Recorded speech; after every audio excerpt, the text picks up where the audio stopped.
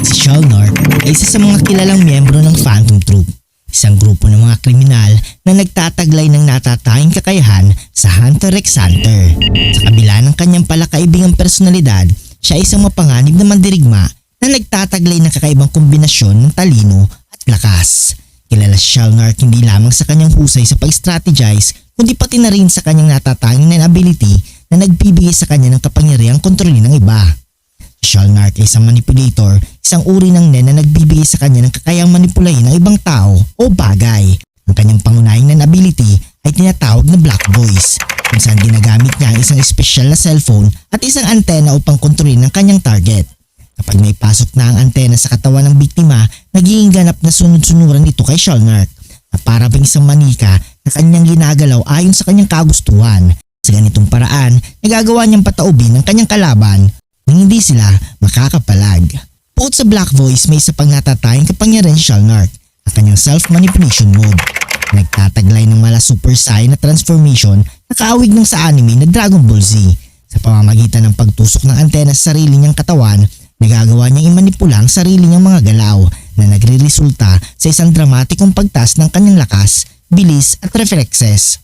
Sa mode na ito, ang kanyang buhok ay kumikintab at tumatayo na parang isang Super Saiyan.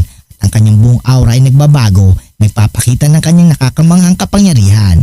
Sa self-manipulation mode, nawawala ang limitasyon ng kanyang pisikal na kakayahan.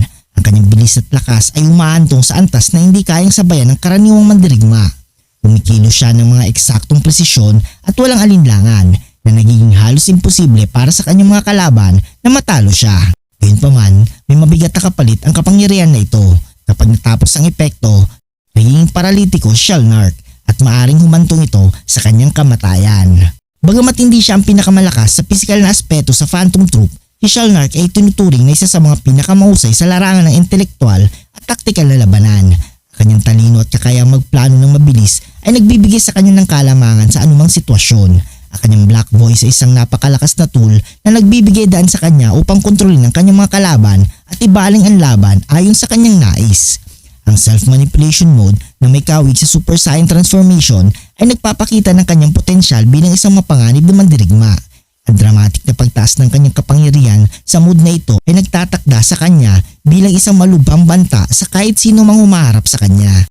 Kabuuan si Shalnark ay isang natatanging membro ng Phantom Troop dahil sa kanyang kombinasyon ng talino, taktikal at kasanayan at kakayaang imanipula ang mga kalaban. Ang kanyang mala Super Saiyan na transformation ay isang patunay ng kanyang kakayahan na lumaban sa kahit sino. Ngunit ang panganib na kaakibat ng kanyang kapangyarihan ay isang mahalagang aspeto ng kanyang pagkatao bilang isang mandirigma.